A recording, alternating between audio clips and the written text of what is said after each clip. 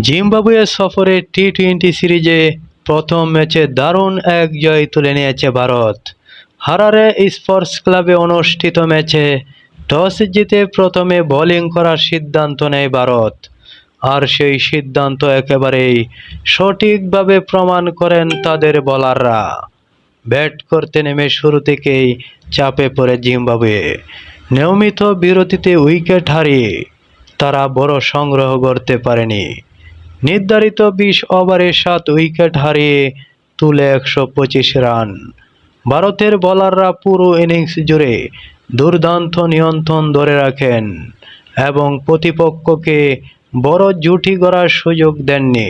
জয়ের জন্য 126 রানের লক্ষ্য নিয়ে ব্যাট করতে নামে ভারত।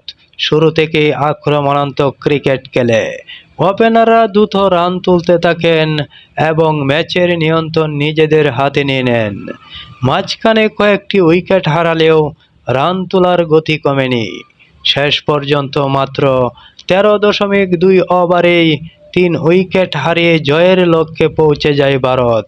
ফলে 7 উইকেটের বড় জয়ে 3 ম্যাচ টি-20 সিরিজে 1-0 ব্যবধানে এগিয়ে গেল সফরকারীরা। এই জয়ের মাধ্যমে ভারত সিরিজে আত্মবিশ্বাসী সূচনা করল।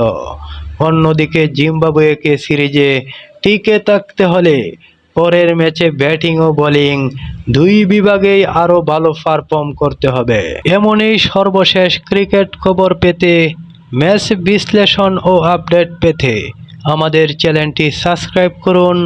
ভিডিওটি ভালো লাগলে একটি লাইক দিন, বন্ধুদের সঙ্গে শেয়ার করুন এবং আপনার মতামত কমেন্টে জানাতে ভুলবেন না।